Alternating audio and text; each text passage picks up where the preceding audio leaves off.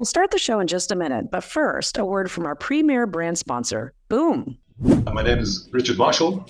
The company that I own is called Knox Caron. We have approximately 200 villas, and all in the 4-star, 5-star, and ultra luxurious segment.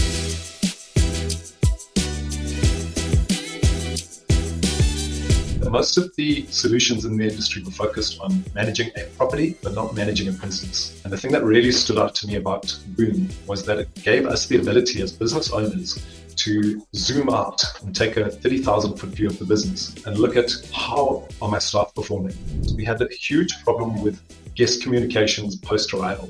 So the solution that Boom had in place with centralized communication was invaluable for us. It enabled us to massively improve our client communications.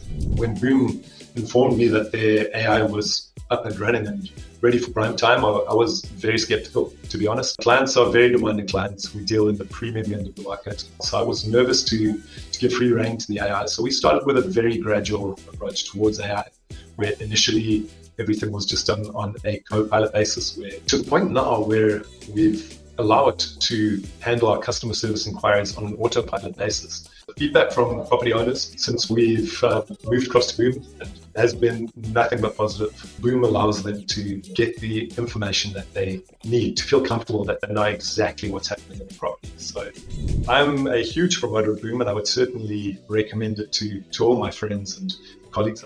I've personally seen from Boom is how it has really helped me to get my finger on the pulse of the business, see how my business is performing in detail.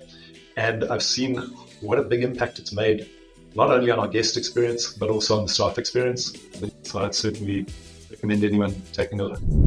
Head over to boomnow.com to see a demo of this revolutionary software, and be sure to include that you heard about Boom on the Alex and Annie podcast. Our listeners receive 50% off onboarding fees, and the first month is free.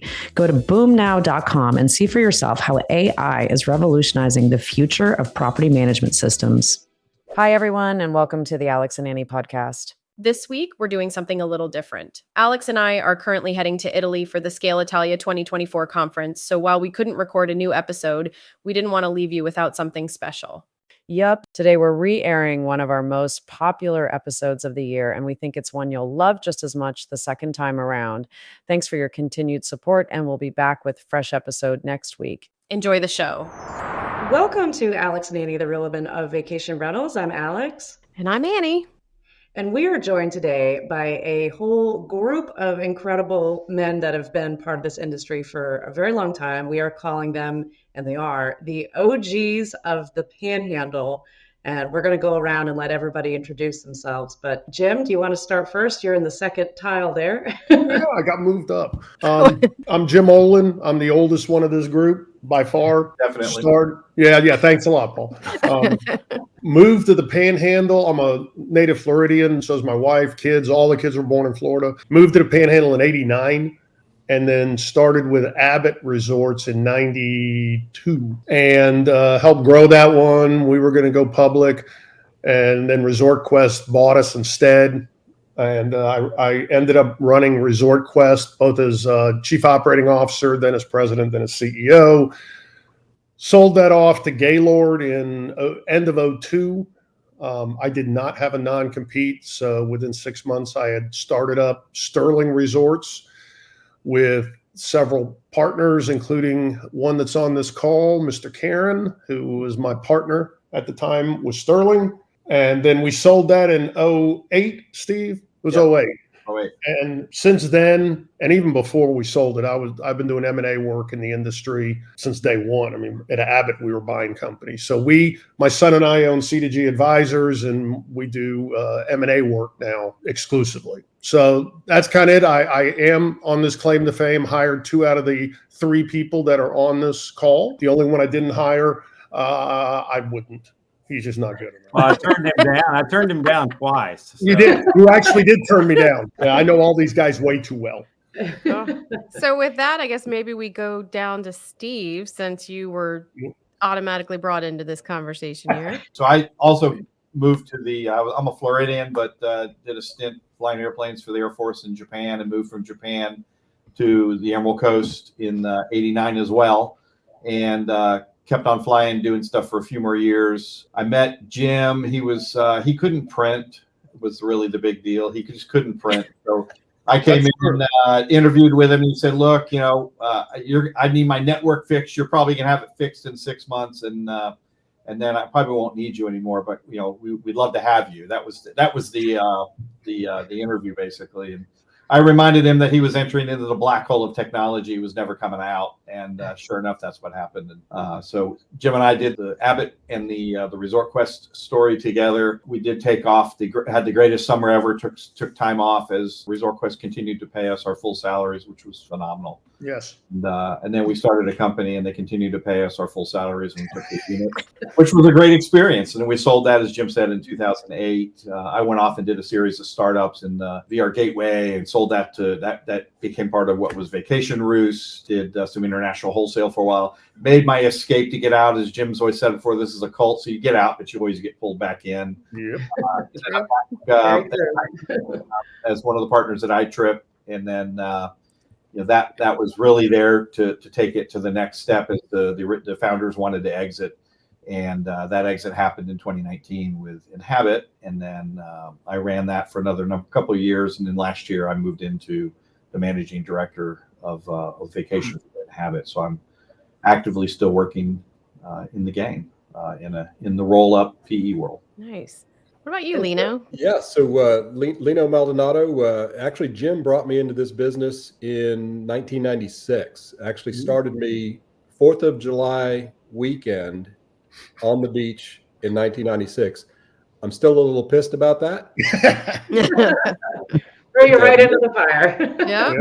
Made up title, made up role. I was guest services coordinator, which meant that I was responsible for any house that grossed greater than $75,000. Right. And I had to go door to door every week and meet all the guests and facilitate any need that they had, housekeeping, maintenance, where to go for dinner, and the like. And initially it was a role that was very sort of loose. I didn't really understand how it fit into the bigger world, but I think as I reflect back, it was the role that taught me the most about the customer base, really true sense of hospitality and how to meet ever-changing expectations of very high-end and demanding guests. So really good learning curve there.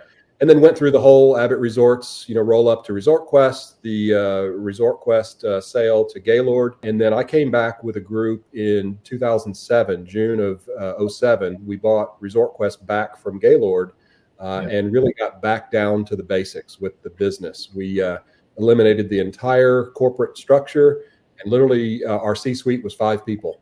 And we moved those 5 people into our call center in Fort Walton Beach, because we wanted to have the people making the decisions as close to the business as we possibly could get them.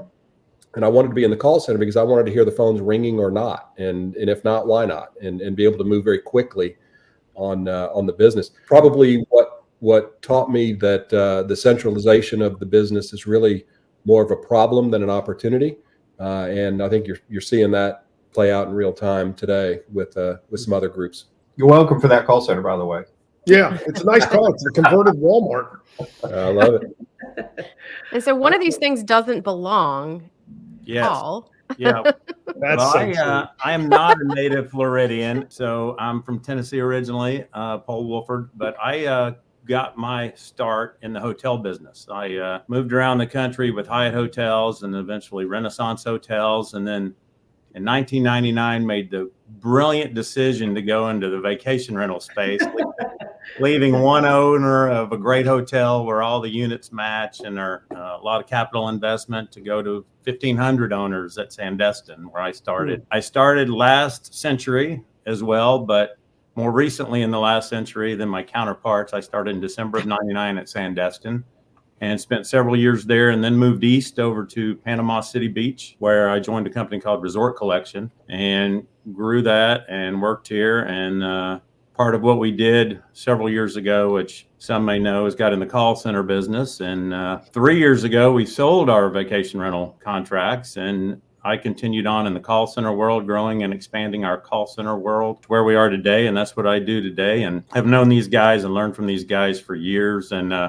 I can tell you when I started at Sandestin, my drive to work from where I lived was 4 traffic lights, and today it's 27. So it has just grown enormously in Northwest Florida and changed. And but that's where I cut my teeth, and that's where I sit today. Yeah, I remember when we built the Abbott the Abbott central office, which back then was in the middle of nowhere in Destin, pre-bridge. Also remember after Hurricane Opal in 95, when we're standing there with no power, Bill Abbott handed one of my techs, handed Andy $100. Andy drove over to one of the power guys and said, "Here's $100. Can you turn our pole jacks on?" They flipped our jacks, and the call center was back live faster than anybody else. That was the kind of influence that they had back then. We were able to make things happen in the marketplace, and it was pretty great. And there were 3 traffic lights in Destin or something. Yeah, and if we all knew what we know today, we'd all own property on 30A. Yeah. And, amen to that. And yeah, we'd be counting our money. Well, whenever I hang out with any of you guys, and Annie included, it always makes me jealous that I don't live down in the Panhandle, because we always joke on the show that there's just such great minds that grew up in that area of Florida, and so much of the technology and development and guest services, all sides of the business, came from a lot of the bricks that you guys were laying back then, whether you knew it or not. It's amazing to look back on it. And Steve, I remember when you came on our show about 2 years ago, you told us about the AS400s, and it was basically like duct tape keeping things together. And just, gosh, how much has changed since then. But we had the beach network in 90 by 96, 97. We had that entire beach area in a network when people didn't even hardly use computers, and we had already built a virtual environment across all of the areas.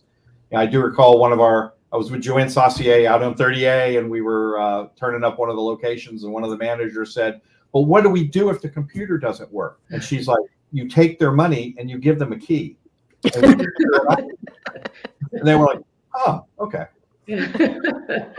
Joanne should probably be on this call. She was our director of operations with Abbott, and we brought her on in a consulting role when we took over Resort Quest in 07, and now she's with us with Scenic Stays, our little rental and real estate business in the Panhandle. So yeah, she's still active and as ornery as ever, but probably the most knowledgeable of anybody on this call. Yeah, she's way smarter than Jim, I know. So my gosh, when, in board meetings, she would just chew me and spit me out, and she worked for me.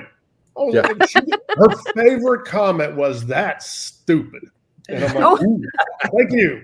And that's why she's respected so well. That's why. That's exactly right. Give you the actual news that you don't want to hear but need, and then make the appropriate decisions. When I think about the Panhandle here and all the folks and influences and talent we've had, I think there's something very unique about this space. Paul and I have actually been competitors, and Steve, when you guys were with Sterling Resorts, competitors. But we have a phrase that I like to use, co-opetition, is that even though we're in the same business competing for employees and units and everything else that goes along with it, we work together as a group for the betterment of the industry in our markets and in others.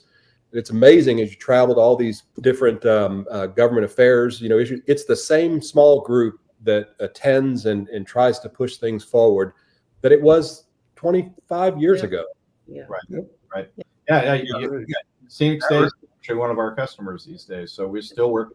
You're either going to work with each other, compete against each other, or work for one of them, right? It just seems like you always there's the same people. You move around in this industry, and the co-opetition idea is really the right answer, is because there's so much opportunity, and it's really about lifting the tide for everybody in this process.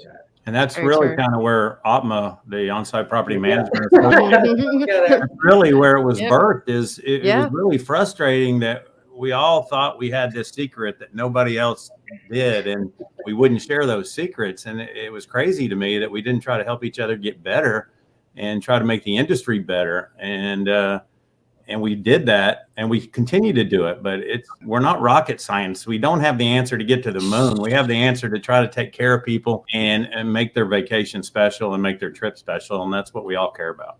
But back in the day, when we're talking the early and mid 90s, the only thing out here in the Panhandle was condominiums and restaurants and a few traffic lights. It was the drive destination for the Southeast. We all just worked together. We didn't have technology back then. If we wanted to know how we were doing, we'd call up one of our competitors and say, honestly, are you ahead or behind? That's how we did our as of. Hey, Dale Peterson, are you ahead or behind? Right.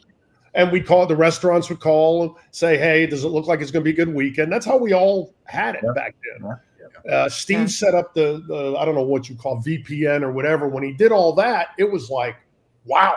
You mean we can know what's going on 30A without driving down there and look at the tape sheets? I mean, we were like, whoa.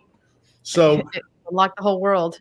It is unbelievable. And that was kind of the beginning of the downfall of ResortQuest, because ResortQuest couldn't tie all the different companies together to make the street happy and give guidance. We could within Abbott, but our AS400 with the native RPG and all that kind of garbage did it just for us. And so that's what really caused most of the problems at ResortQuest in the beginning was they rolled up something, they couldn't report it. Yeah, the challenge of technology in the 90s when that came about, there was a lot of baling wire and duct tape. David Levine announced to the street in late third quarter one year, we're going to have all of ResortQuest on a single website. And I remember everybody on the technology side saying, really? I wonder how that's going to happen. We worked nonstop, literally through Christmas to pull off a miracle to get that view. But there was a lot of magic going on with 7 different types of operating systems with 25 different property management companies pulling data, and it wasn't pretty, but it was pretty amazing for the time. Today, it's kind of table stakes for getting a business up and running, and multi-location operations are pretty much a given in the technology base. But what we were doing was blazing new ground back. Yeah, blessing. To me, there's a blessing and a curse, and I'm in the technology business now with BeHome 24/7, and there's a blessing and a curse with technology. Back then, we didn't have good technology, and people crack up about the AS400 and how long we were on it and the like, but it was a very stable and accurate system that never crashed. We literally did not have a crash. And today there's still problems with technology, and to me it's either you're leaning too much on technology to deliver a great experience, or you're not using enough technology. And then within those technologies, the problem is integrations, where you got a lot of point solutions to deliver certain pieces to the business, but there's that centralized technology stack can get very complicated, and your business, you think you're getting more effective and efficient, but you're actually putting every department in its own silo that then creates efficiency problems on its own. So is technology much better today than it was, or is there just newer shiny objects for us operations people to chase? Yeah. Well, and Lino and I have talked about that, just last month or a couple of months ago. We get so focused on technology, we lose our focus on the hospitality side sometimes. We do. Yeah.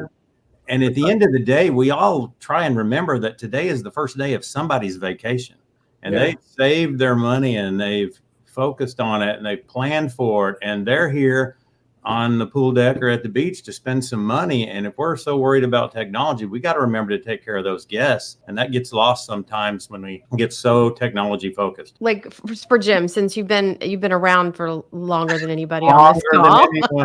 Anybody on this call. No, just in the market. I was thinking about, again, to the technology point, I was thinking about, I remember when we used to have to, Paul, you'll remember for Panama City Beach, we reported every week to the Haas Institute over at West Florida. And now we have key data. Like that, when we got key data in the market, that was like a whole, like the clouds parted, the rainbows came out. But for you, Jim, what do you think has been the single biggest piece of technology that's been added to the business that has been, I'd say, like one most beneficial and one maybe most problematic? I didn't think I'd be alive to see today you can dynamic price houses. I always thought we'd get to a point with the condos, with the 2-bedroom and the 3-bedroom, in some manner or fashion to do dynamic. I didn't quite think we'd ever get there on the houses in my lifetime. And I think that what we've seen, which is the two-edged sword of having private equity sniffing in our midst, is that they start bringing in, the boat floats higher when you start bringing in some people who say, okay, it is not going to be as easy as the airline industry, but if we do this and this. So I think that's the bright spot I've seen. The negative, and it isn't one technology, the negative is, I think, and Lino, you said it, I think, or Paul, we're taking our eyes off the ball. We're still worried about making another nickel, that we're still doing single ply toilet paper in the units, or we've got 30 thread count and be able to look through the sheet. And we got to keep our eye on that ball. Okay. Don't tell me you're spending $10 million just because the street wants you to hear you're spending 10 million or 20 million on technology. When they walk in the unit, they'll never come back, because I don't want to go there, but it's kind of gross. It's just, you know. I was telling a story in an all hands meeting to my vacation division the other day, and I was telling a story about remember how the annoying way you used to make us answer the phone at Abbott. Thank you for calling Everett Resorts. Your vacation is our business. How may I help you? Yep, that was it.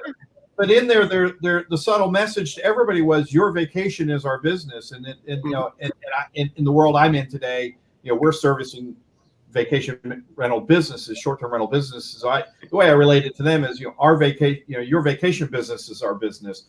You got to know what business you're in. You're in the business, Paul, you said it, right? We're in the business of helping guests and travelers have a great vacation. You know, I'm in the business today of helping property managers make their owners a lot of money and have a great experience with their owners so they can gain and retain more owners. They can't do that without having great businesses with their guests.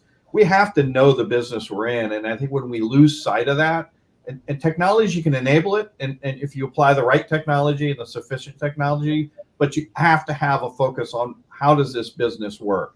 Owners matter, guests matter. And if we lose sight of those two pieces, the technology is the part that enables it. It's not the business. That's such a good point. It's such a good point. And I feel like, you know, that's just something that, I mean, to anchor back to why we're doing any of the things or employing any of the software that we bring onto our businesses, we're in the business of relationships and of memories.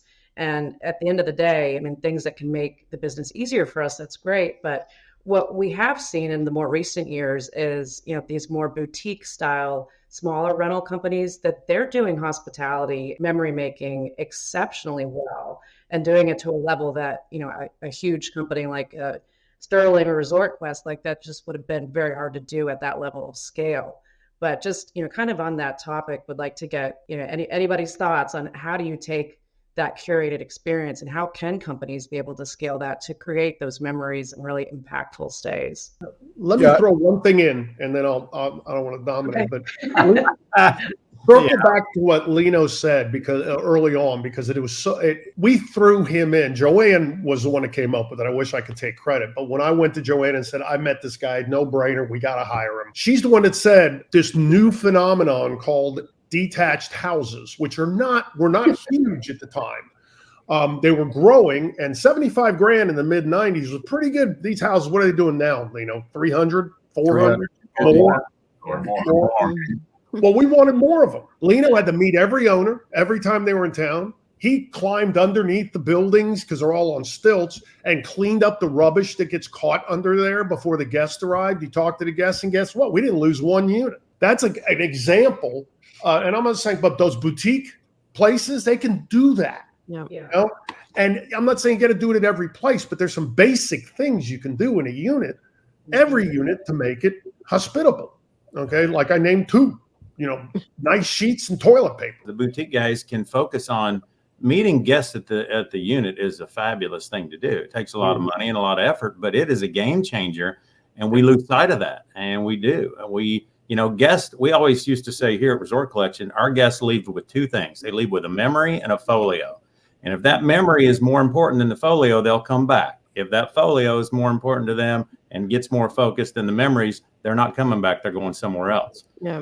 Yeah. And, you know, you think about this is the hospitality industry we're in. What does that mean? It means we're in an industry that's designed to deliver great experiences to other people.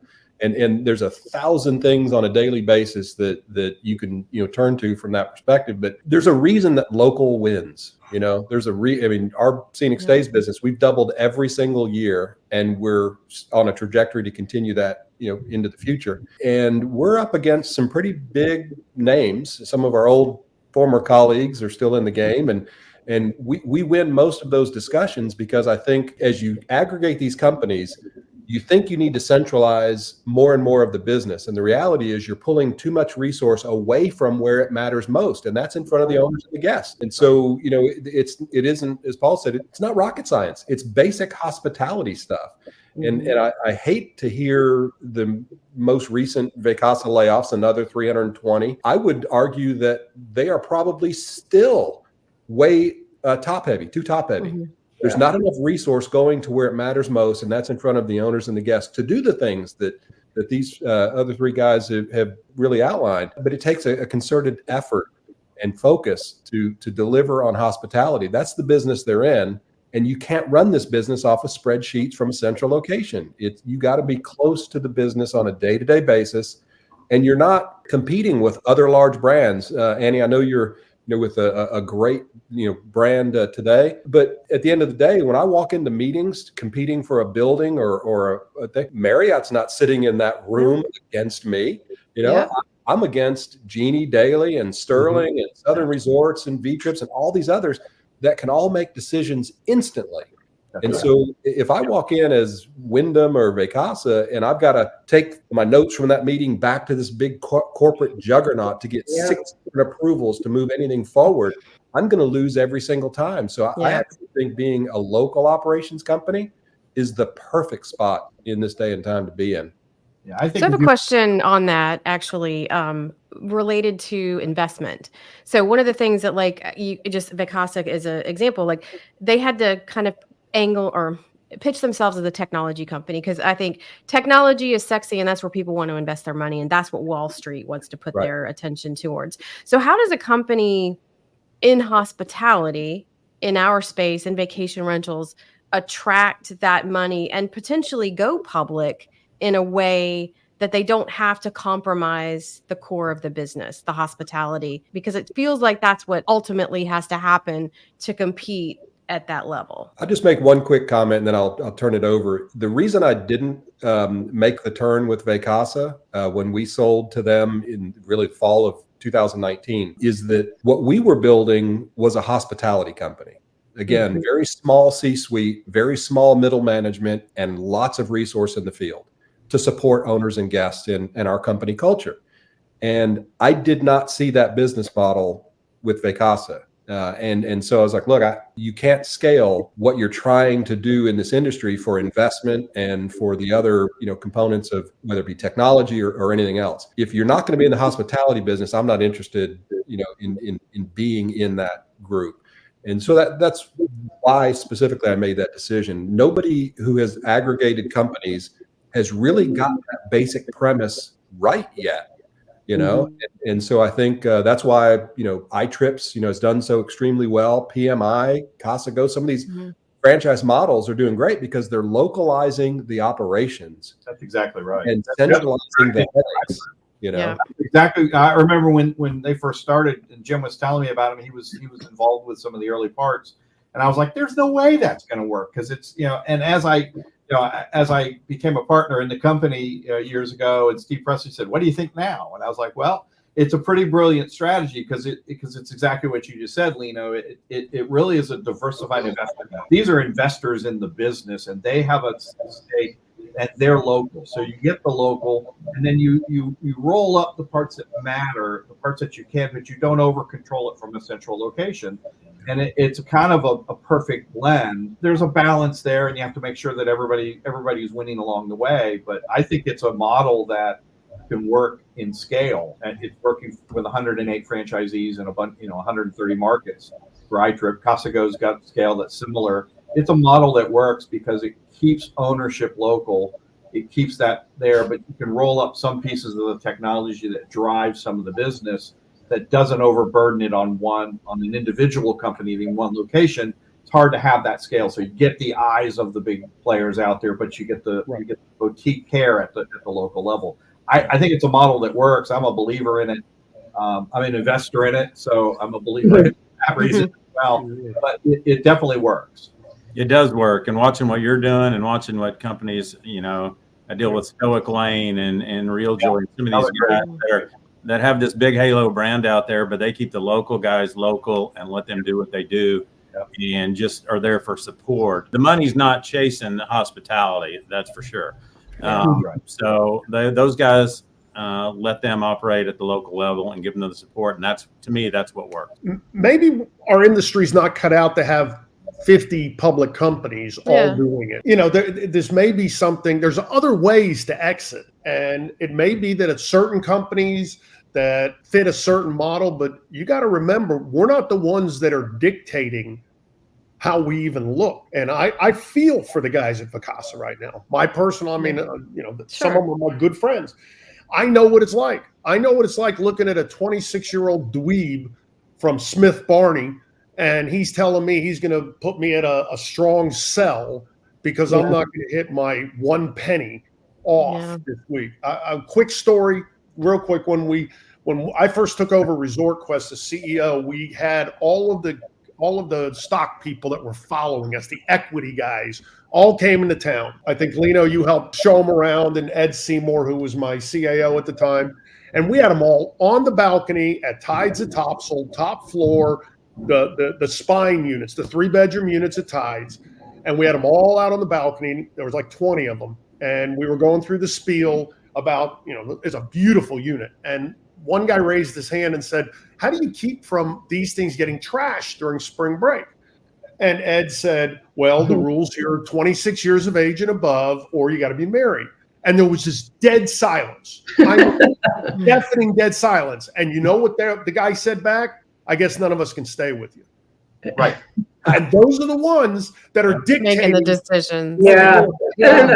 Strong sell. That's when I knew I got to get back into my shorts and my flip-flops and get the heck out of Wall Street. People not in the business trying to tell the business how to run the business. And ones that have never worked a day in their life. Like I think like to the Vacasa point, and I've said this to a certain CEO of a company that we all know, that you can have your opinions about them, but we need them to succeed. We don't need them to fall flat on their face for a multitude of reasons. I mean, every time they have to lay off, that means they're not being as successful as they could be, and people are affected by that. And it affects the whole industry. It affects what people look at about, do you want your kids going into that business? Do you want to work in that business? And do you want to invest in that business?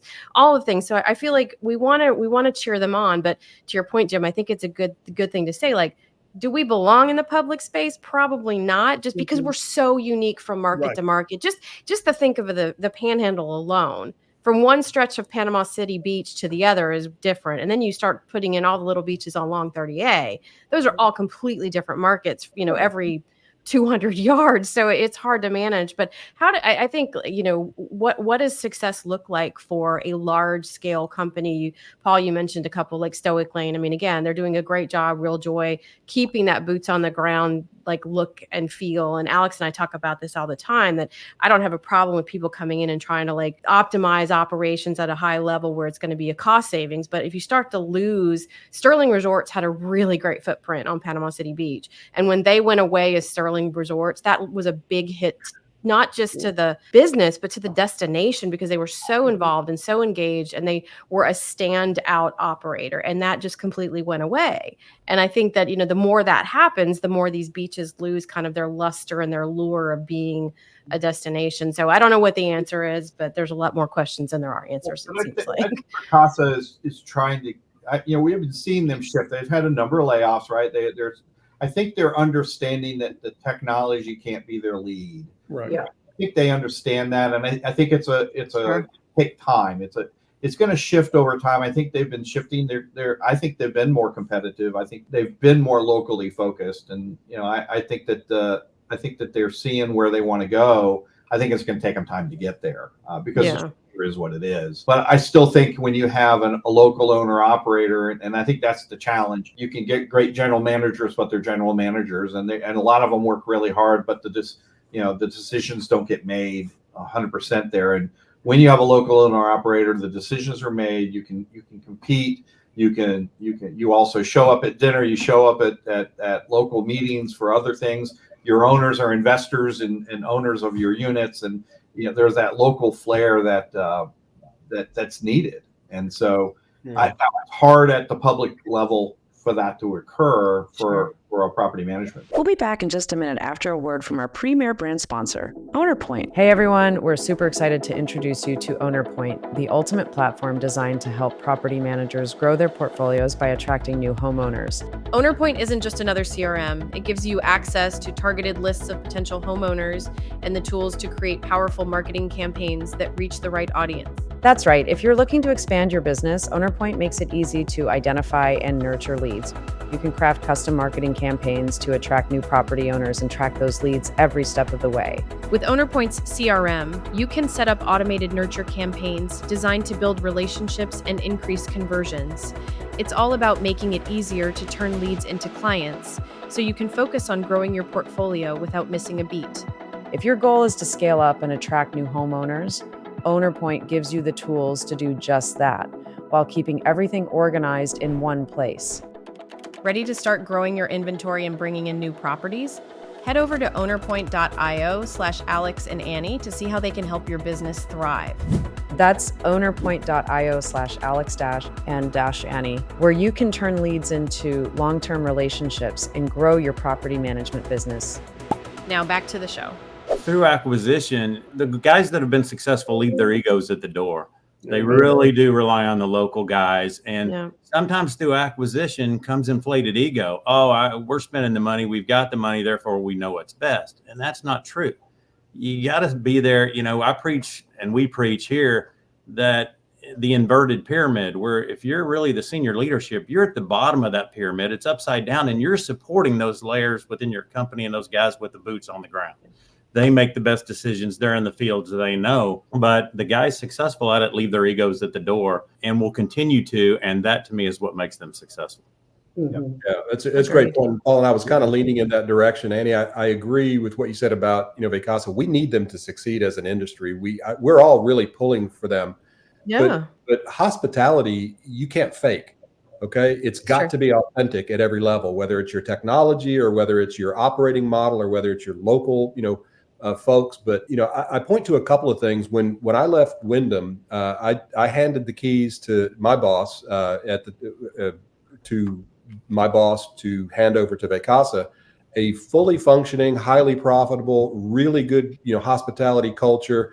And literally I said to Bob Milne, who's the one at Vacasa I told that I was not making the turn before the deal was inked. And I said, Bob, you don't have to touch a thing. This is like an ATM machine, and they can't help adjusting things that really don't need to be messed with. Yeah. Technology, it should be in the shadows and it should be just functioning, but it doesn't have a name, a face, or anything. It should be just producing great efficiencies or good results on behalf of your owners and guests. They switched to, I guess it was called Vacasa Suite at the time, housekeeping and all the like. And my housekeeping managers were calling me in tears because they lost visibility into their day-to-day. And on the very first weekend of conversion, one of my top housekeeping managers in the Gulf Shores, Orange Beach area, she missed 12 cleans on a Saturday in season, 6 of which were owner arrivals. Oh my gosh. Literally in tears, distraught. And so I called Bob and I said, Bob, you really need to give her a call and understand from her perspective the tools that she now does not have access to. Yeah. But they felt like their technology was better, their processes were better, and they weren't listening to the people doing the job every day. Paul, to your point, that's where an ego can ruin your business. Because whenever I need to change something in our businesses, I talk to the people doing the work every day first. So, it's interesting. That's when Jim came in the business. He spent the first 6 months in the business. He was the president working for Bill Abbott. Bill Abbott was coming in. Bill Abbott was hiring as a new C-suite.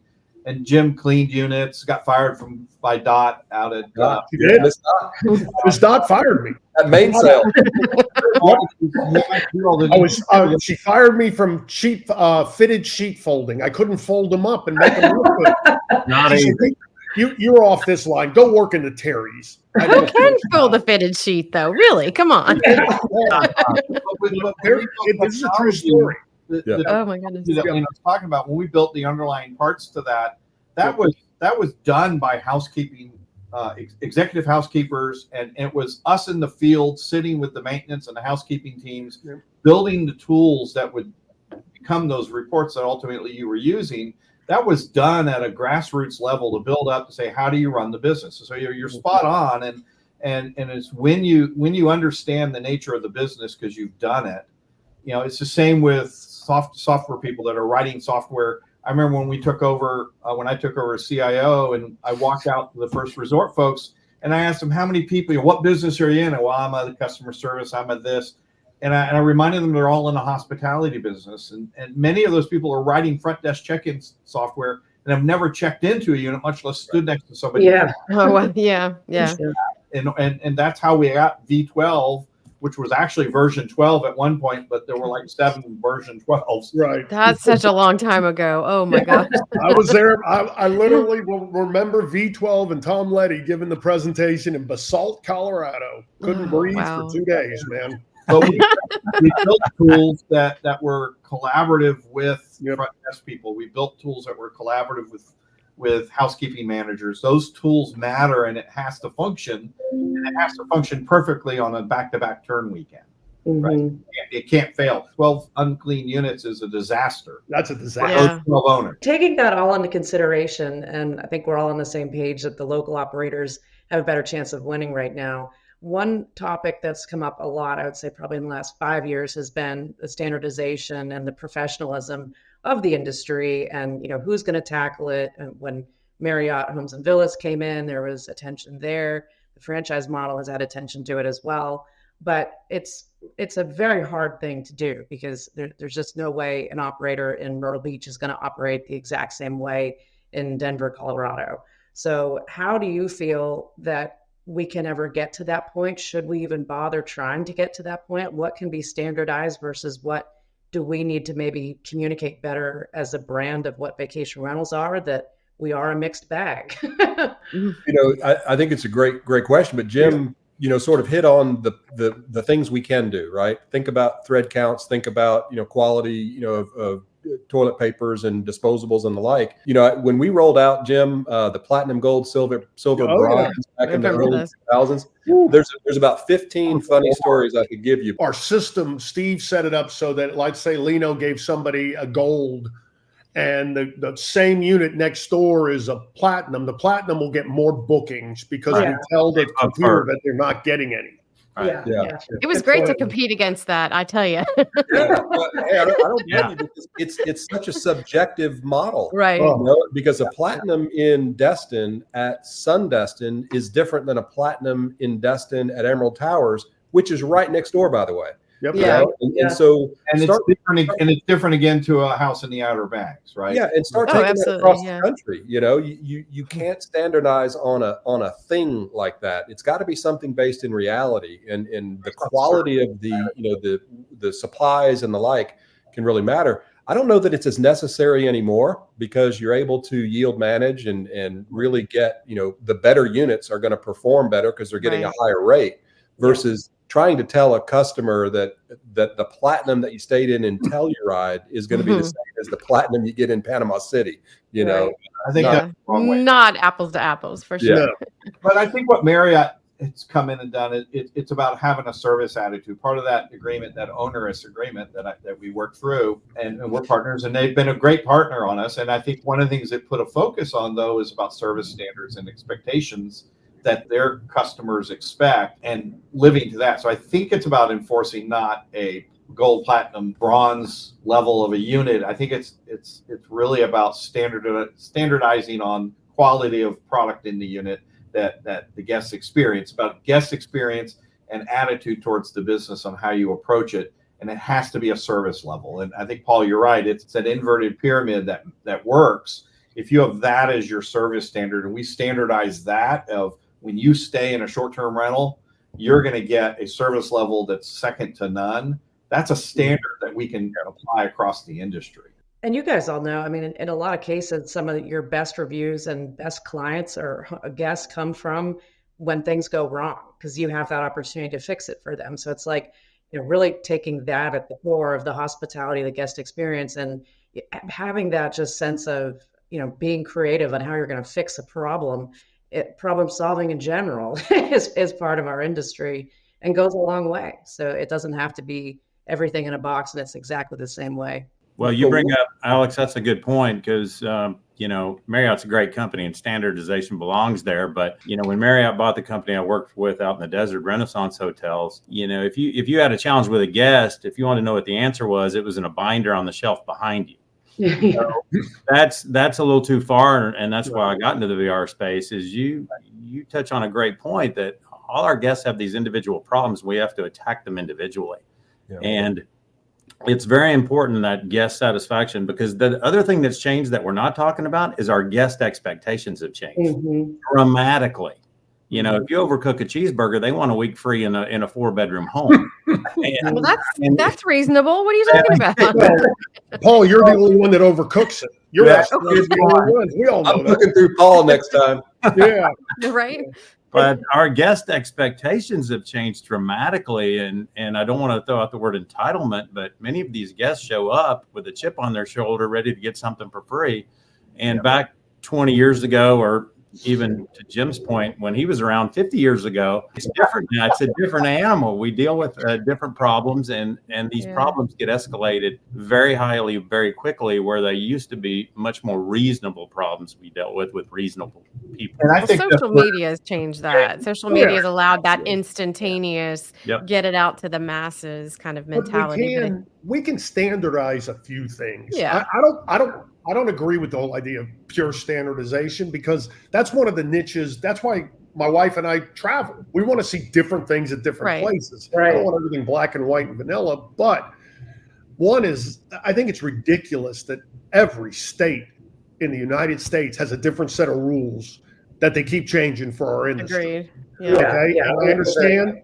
I agree. We kind of snuck up between timeshare and hotels, and we weren't anything, but to have 700 broker licenses in North Carolina and do 17 different steps, and then drive down the street to Florida and have to do virtually nothing. But then you have this whole deal with the rules about, safety and all that. I think safety and local regulatory, if we could just find a way to get those two in our industry, because we don't control the asset at the level. And that's what worries me about the safety aspect. We don't control the asset at the same level that a hotel does. And that could end up biting us. I think regulatory is a response to the fact that, I had a history teacher in the high school who used to say, is control yourself or be controlled, right? Right. Yeah. And we don't organically set a standard that is guest friendly, that isn't driving legislatures to want to regulate, right? If we regulate ourselves, that the need to regulate us will go down. And so while we need to be active, and I'm a big believer in right to rent and the whole ownership and the value of an owner having a unit and their ability to rent their units out, but you can't do that irresponsibly, and you have to be a good neighbor. You have to operate in your community in a way. It goes back to that local ownership and understanding how to be part of the community. And if we did that well everywhere, those regulations and the noise for that would go down. Yeah. I believe about being responsible. Keeping my language there, on the regulatory stuff, I've been involved for many years at the FRLA level in Florida and government affairs with BRMA. And you just hit on really the heart of our issue as an industry. When you look at hotels, you look at timeshares, their lobbying entities nationwide and their associations are airtight, solid. Yep. Every hotel brand is involved deeply, and we're very fragmented. We tend to not get together and get involved until something punches us in the face or threatens to shut down our business or add significant additional expense to it on a thin margin already. And I think that's one of the areas that as an industry, we really have to get serious about, because what happens locally, as you guys all know, is that one or two local residents come into these meetings with voting power for the folks sitting on those councils, these little city councils. Yep. And we've got a whole mess of owners that are absentee, and we're their only voice. So if we all as business owners can't get together and be that voice with the voting authority on those local councils, then we're never going to get to that, next level. And some of these local councils, if you put the right people in those chairs, it might be a difference of a couple of dozen votes that you have gotten for $400 versus something getting all the way to the state level with hundreds of thousands of dollars that it would take to enact change. So one thing we talk about quite a bit on the show too is just the lack of the two sides of the industry, the legacy companies with the newer STR people that have bought it in the last 5 years or so. And there's not really an event or one association that has done even a decent job of bringing them together. I know that that could be OPMA's the comeback of OPMA. Because think about it, OPMA was geared towards the on-site condo resorts, and they were having the worst problems back then, and they're still having probably the worst problems now with those off-site owners. It's a significant problem. Maybe this is a good topic for everybody to weigh in on. Like, what do you think is our opportunity? Well, there is the opportunity. We've identified it. How do we bring those two sides together?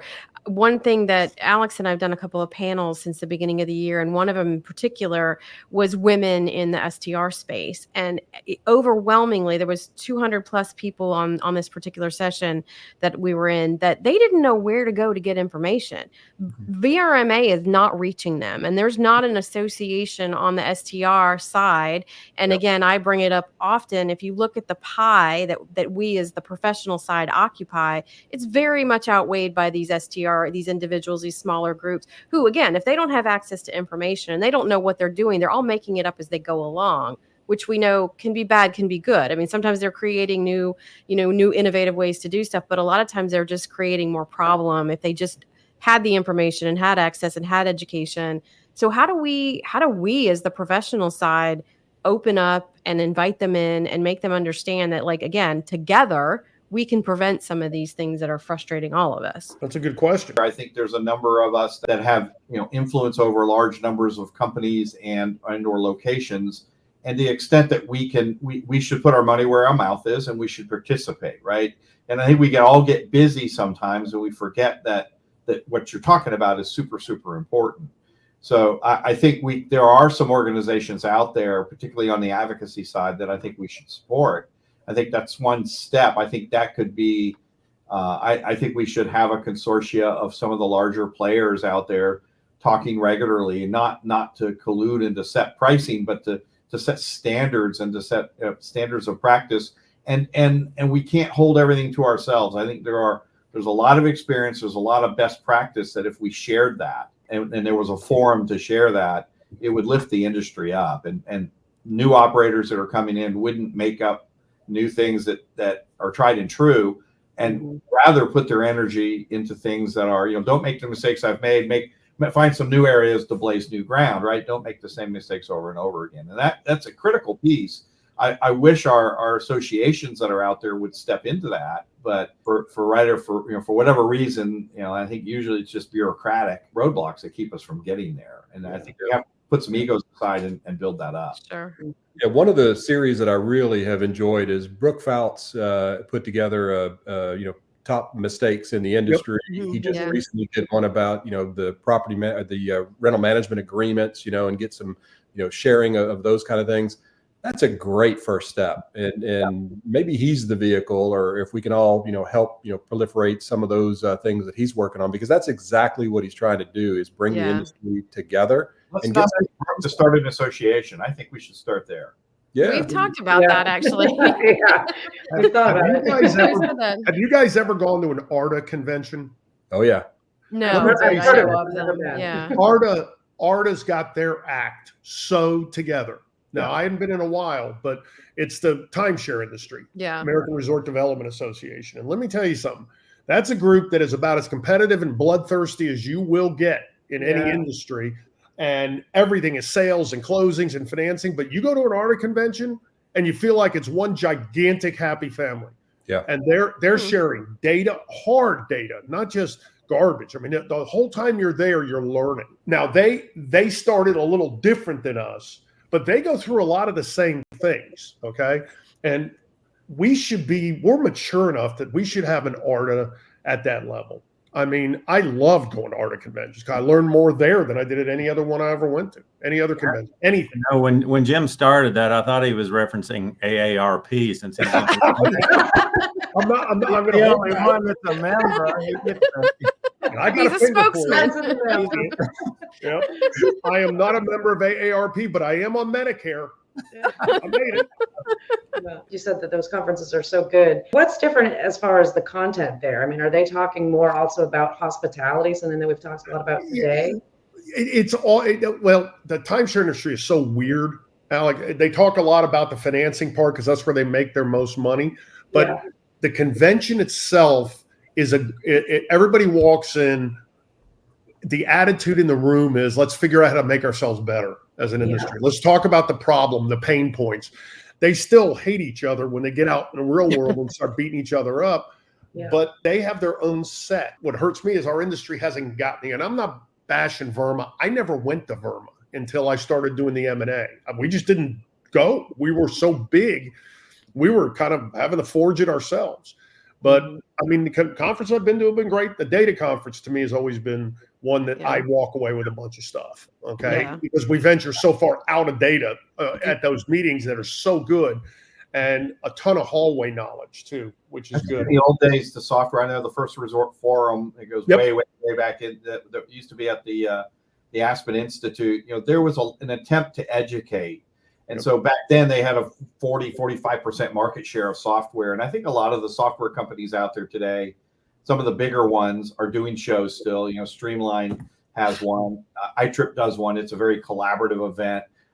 Unfortunately, those events are just isolated to those communities. I think there are events that are happening in small pockets that if we could capture that energy that comes from those and move those into the mainstream, I think there's a format for it already built, and I think it's not touching the whole industry, and we have to find a way to make that happen. Well, I don't know, guys. There's a lot we got to talk about. Yeah, no, so good. We have one question that we were really excited to ask all of you guys today, and I think we asked Lino when you came on the show. I don't remember if we asked you, Steve. I don't think we did, but we want to go around the room. What advice would you give your 25-year-old self looking back now over all these crazy years that you've had in the business? If I've had any success in my career, it's building relationships. So I would go back, and I've got 3 20-whatever-year-olds right now. I would encourage myself back then, or anybody in that age, to be a bridge builder and help people get to a place they can't get on their own. And if you look out for others and are honest and true to others and help others and answer calls and just be there for others and collaborate, it'll take care of itself from then on, because you'll be great with guests. You'll be great with colleagues, and just take care of those around you and those you interact with, and everything will work out just fine. Agreed. Well said. Love that. Be curious enough to not just stay in your lane a little bit, but to try to understand what other parts of the business are doing. If you're coming this business and you're an ops person or you're a technology person, to broaden your view a little bit and to really understand how it all comes together. And that's, in my early days, I was a technologist, and it wasn't until Jim and I started Sterling that I really started crossing those barriers and working across large parts of the business and understanding. And I think the leaders of the industry need to have a wide focus of how it all works, so that when we get into this kind of discussion about how do we lift the industry up, you can talk across vertical parts of the business. If you get too narrow, you can be an expert in one thing, but it's hard to be relevant across the business. If you want to lead one of these, you have to clean some toilets, right? You got to understand just how hard it is to fold a fitted sheet, and what it takes for a marketing person to be successful in driving SEO. And if you don't get in and do some of that and cross that barrier, you don't know. And if you don't know, it's hard to have a valid opinion about it. I would have bought more condos earlier as well. That was good. Houses on 30A. Yeah, we all would own 30A, right? I've held on to those a lot longer, right? Don't forget that we're in the hospitality business and have fun. This is not rocket science. This is really about delivering great experiences consistently to other people. And Paul, I love what you just said about bridge building. I've got my next generation starting at Scenic Stays. My daughter graduated December of last year and started with Scenic. and she's on her, I think, her 10th week now. And we had the conversation just the other day about being a bridge builder. Don't think you know everything, even though you just come out of college. Stop and learn something new every day, Right. And so it's exciting to see another strong hospitality woman coming up in the industry. That's great. Sounds like an Alex and Annie show coming up to me. It does. Yeah, I know. Yeah. We should get the We should do children. a family. We should. Somebody that's got family in the business. You'd have to have mine all over the place. They're all. Jim and I have an interesting tree. Yeah. The OG's offspring. My tree's a little weird. I got some roots in there. Let me tell you. I will tell you this. I'm blessed to have Bill Abbott as my mentor for this industry. Is just, I got lucky, just flat out lucky. I mean, Bill hired me, but his business acumen, and I'm not just talking about this space. Bill, who to me is one of the founders of the industry, he just lived off of, if it's fair, do it. Yeah. Okay. And I could tell you story after story of him leaving millions on the table because he didn't feel like it was fair to take. It wasn't illegal, wasn't immoral. He just didn't agree. And if a guest had a problem and he felt like that was correct, he'd give him his house. And I learned that kind of mentality and that kind of service. Now he got older and he said, I've had enough, and he hired me and so forth. But I was able to keep that all the way through. And Bill's other thing was Bill surrounded himself, and this is going to sound very egotistical. He surrounded himself with people smarter than him in the sense of, I'm not going to do it. I need the best. So when he brought in Joanne Saucier to do it, Joanne's the best. Okay. When you get down to that nitty gritty, running managers everywhere and 250, 500 turn back to backs, nobody better. He screwed up with me, but I'll take it. Nah, I don't. But it made it easier for you to hire people smarter than you.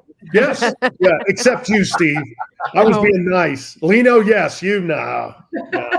Well, if you're not failing 9 out of 10 times, you're not trying hard enough. Yeah. That's right. That. Well, and I think I hadn't heard the word yet, but the common thread or a common thread among the 6 tiles I'm looking at is everyone on this today has a passion for this business, and they care about it. And it's answering the phone at 11 o'clock at night and checking in on your partners and making sure everybody's doing okay. And then we all care about this industry. That's why we got into it. And that's not the same across the board, but this group and others like us, I mean, we live it. We love it. You have to, because it's 24/7. So we all have a passion for it, and that's a great asset. Well, thank you guys so very much for having us here today. This is probably one of the more unique formats that we've had. Just a wonderful conversation, and I met all of you, actually, Annie included, at OpMuch, so that was a very good thing for me back in the day.